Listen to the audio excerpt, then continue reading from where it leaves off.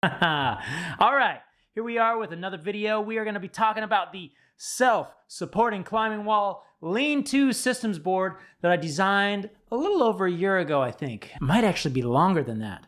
I released the build plans in April of 2020 when people were locked out of going to their climbing gyms, and a lot of people have built this wall. Now, I've had a lot of questions about this wall as well, and today we're going to talk about those questions. Like, can I build this wall outdoors?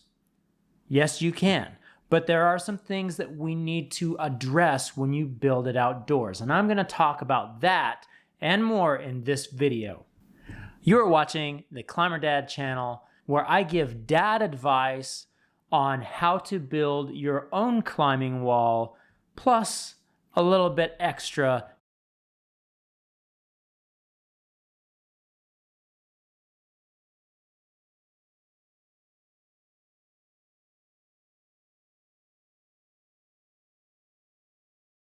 Today is all about the lean-to climbing wall systems board. Thank you for everybody that has purchased that. If you want to take a look at those and purchase that yourself, it's only a couple bucks. It's over at climberdad.com, and it's really helped support the channel, and I really appreciate that. I'm trying to make it better every time so you guys can have some quality content where you can turn to for owner-built climbing walls. Now, let's get into these questions.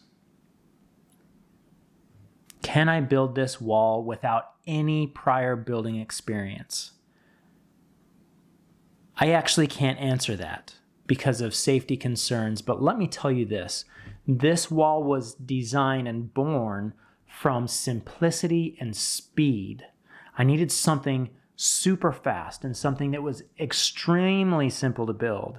In fact, that's the real reason why there's hinges in this, so there's only straight cuts involved.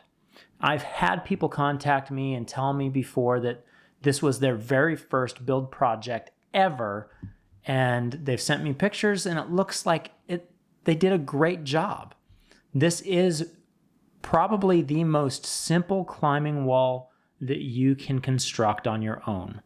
Now, having said that, I really think that it would be smart to have a mentor, somebody that has used power tools and these tools that you will be using creating this by your side to help keep you safe and to teach you along the way.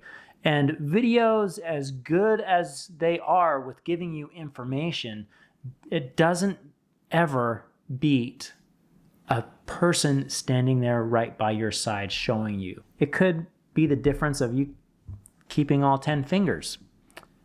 And no, that was not a hit towards Tommy Caldwell. Ouch, maybe I should take that out. Now, speaking of mentors, who are you and what is your building experience? Who am I to be telling you how to do things? And really, I'm nobody to tell you how to do things. In fact, I am a very big proponent of you making your own decisions. What I am doing is trying to give you a little bit of guidance along the way. Now, as somebody that's giving you guidance, that is a perfectly good question to ask. Who are you? What is your experience? And without taking up too much time, I'll tell you a little bit about myself. I started using power tools, building stuff, when I have no idea. I do not remember. But I do remember being 8 years old, being able to go out to my dad's wood shop with their consent, supervised or unsupervised, and using the table saw. So I've been around power tools and around building stuff for a very long time. I built my first climbing wall when I was 13 and a half years old. It was 8 feet wide by 9.5 feet high. That went through multiple renditions. And then I've built probably over 10 different home climbing walls since that time.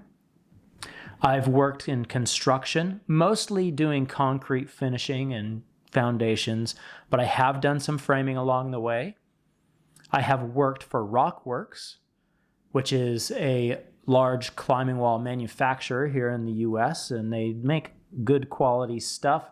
I would actually consider using them and recommending Rockworks over other companies, even though it may seem like they have more problems or there's more pain, but they don't cover up anything. They are there, and they're there to help you, and they do a great job. Personal opinion. Of course, I worked for them, and I enjoyed it. Now, I've also built my own climbing gym. It was 3,000 square feet of climbing surface, which was mostly bouldering, but near the end, I did build a wall that had 4 lanes that were top roped. And I did that almost all by myself. I did have some help, people helping me, which I was very grateful for, but I did the brunt of the work. The majority of the work was me from start to finish, design all the way to the end, all the way to running it as well. There are some more things like my experience with climbing holds and yada yada, but we're not going to get into that to help save some time. We're going to focus on climbing wall design here. Next question. Can I convert this to a moon board or a tension board? Yes, you can, but you're going to need to make a few adjustments off of the plans that I've provided to you. Mainly, you're going to have to change the T-nut spacing. The T-nut spacing in this design is on a 6-inch grid, which I think is super sweet. It's nice, builds easy, but I digress. You're going to have to change that to a 10 millimeter T-nut spacing, and you're going to have to move around a couple of the studs so it doesn't interfere with those T-nuts. I don't know what those are, so you're going to have to figure that out on your own. But you can do it. I have faith in you. Mark those T-nuts out where they're going and then adjust accordingly. You can also get a dual tape measure so you can have both metric and English on the tape measure, which I think would make it easier. This question, I'm surprised at how often I get asked this question. Can I use 2x4s? Sure, you can use 2x4s if you're like $125, which is, some climbers out there. That's how much they weigh. And you're not planning on doing any real dynamic moves, and you're not really planning on letting anybody else climb on the wall, and it's okay if it might break. If you want to use 2x4s in a climbing wall, it's your choice, but I would not recommend it. 2x4s are not designed to be structural. Okay, and if you are using 2x4s in a structural setting, you are bracing them like crazy. Okay, there's all kinds of bracing that is involved in those. Take a truss for a house, for example, that your rooftops are made out of. There's all kinds of different braces that's configured into the creation of those trusses. I use 2x8s. I recommend using 2x8s in this specific wall design. That might be a little bit overkill. You could probably get away with 2x6s, but why just probably get away with it? Just use the 2x8s, okay? I use 2x8s because of a lumber calculator that tells you the strengths, and I'll have a link down in the description below so you can check that out yourself. Can I shorten the kicker? No, this is not a short joke. A kicker outside of football is a piece of board that is at the base of your climbing wall that you kick against when you're starting out climbing. It's designed so your feet can use the smaller, the shorter section of climbing wall without hitting the floor. If you're shortening the kicker more than 12 inches, I think that you should probably just get rid of the kicker altogether. Personal preference, I would not shorten it more than 12 inches. I think 16 inches is actually the perfect size. It helps you get up off of the ground. You can use really small climbing holds when you're using kickers that can be really good for training your feet. So I like having a kicker there, and I think the sweet spot is 16 inches. Now this question is kind of interesting. How can I train on a climbing wall that's half the size? So we're talking about the lean-to wall here, and it's 8 feet wide for a reason. It gives it stability, but I understand that there's some times where you just can't, you don't have that space. In fact, one of the climbing walls that I built was only 4 feet wide, and the main frame was 8 feet high, and it had a kicker, probably 16-inch kicker, might have been a 12-inch kicker. It was there, and I used it, and I trained on it, and I loved it for about a month. And it was just so hard to stay motivated on that thing, I stopped using it and took it down. That was in the very first apartment complex that I lived in, and I just did not have any room. That was all I had. If that's the only space that you have, I would recommend building a campus board instead of a climbing wall. You just need to have that space to make those climbing moves. To paint or not to paint? This question has been asked since people have been building home walls, I think. The presentation of the wall. If the presentation of the wall is important, paint it. If it's just for you training on and the presentation of the wall is not important, don't worry about it. Unless, of course, for some reason you used OSB in your climbing wall, and then you should probably put some kind of a sealer on it. Either a polyurethane clear coat might look cool, or some paint. And also, if you are painting your walls, polyurethane holds, which is 99% of the holds that you can get out there, will adhere to a painted surface. So you need to have some kind of a barrier there, or they'll stick. This is really easy. As you're setting your wall, you're putting your holds on. Before you put it on, you take a little bit of chalk and you just chalk the back of the hold, and then you put it on there. That chalk is going to create a barrier between the wall and the hold, and it's not going to stick. Problem solved. Now, the biggest question that I get asked: can I build this wall outside? You sure can. But before you go spending the money to building this wall outside, you need to ask yourself a few questions. Okay, what is the climate that you're in? And am I going to be able to use this enough throughout the year to make it worth it?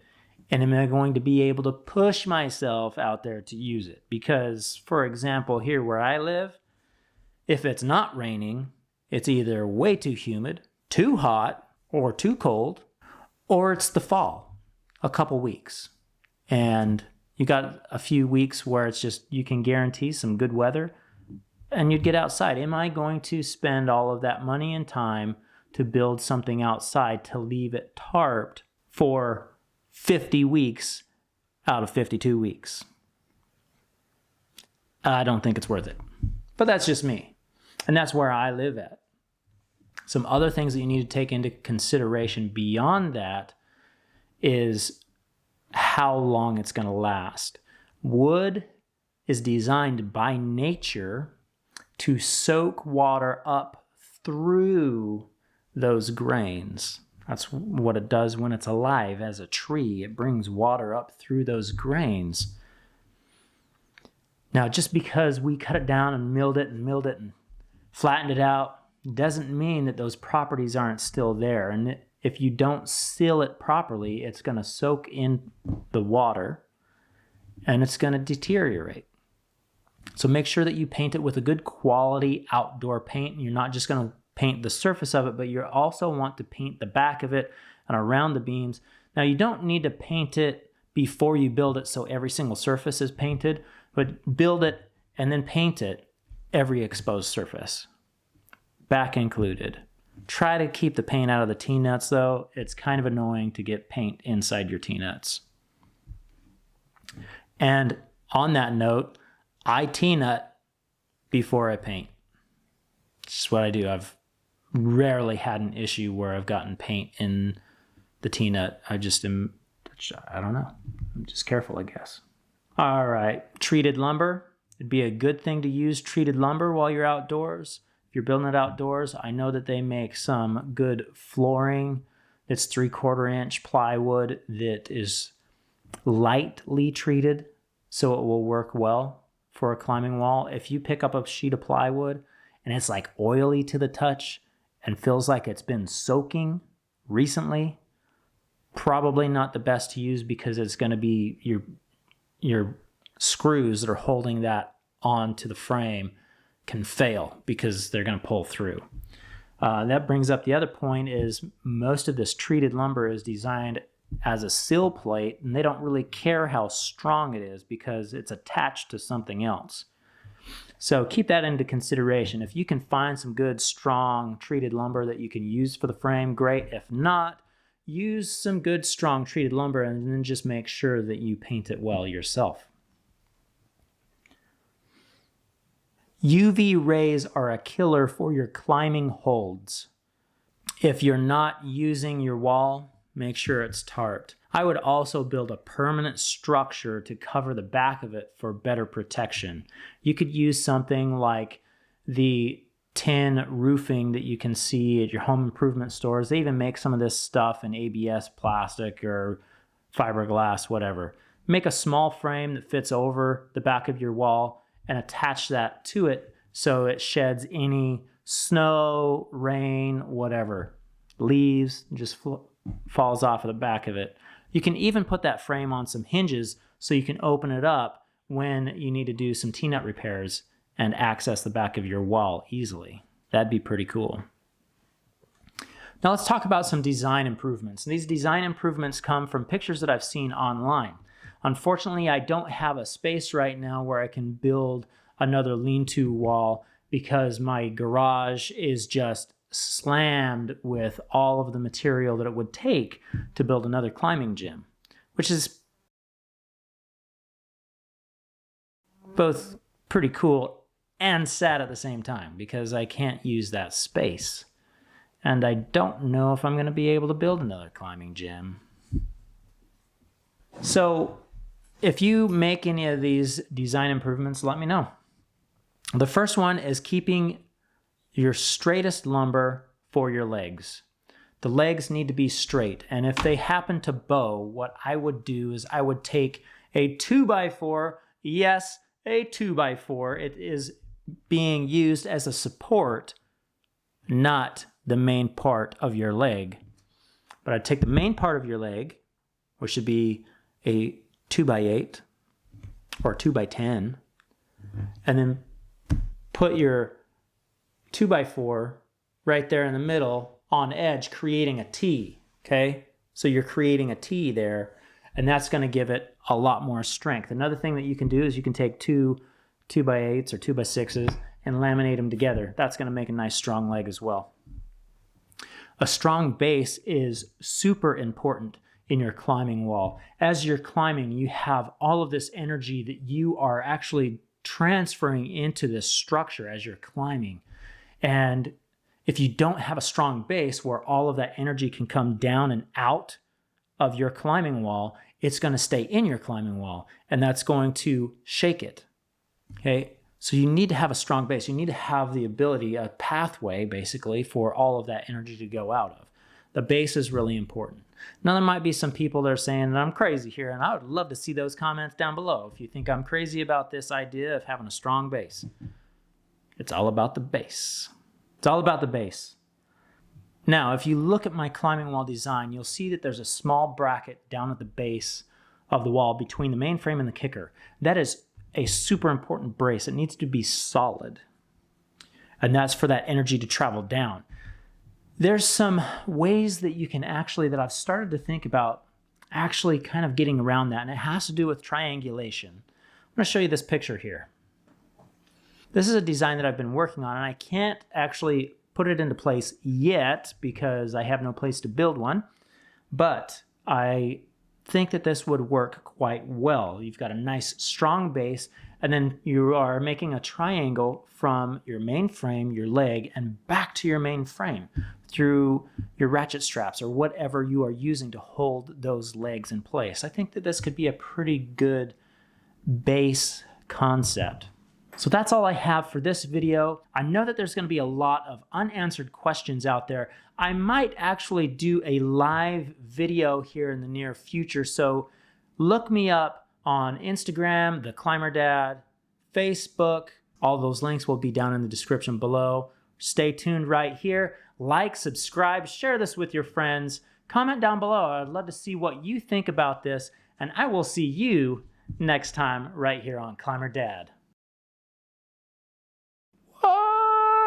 climbing chalk could save your life in more than one way. I know it gives me a huge mental help, more ways than one. But this t-shirt is available over at the Climber Dad store on Teespring. Climbing chalk saves lives. This handprint is actually my handprint that I drew in a program and put that up there. So I hope that you like it. I will see you next time right here on Climber Dad. Yes, that was so much better, Knox. Woo!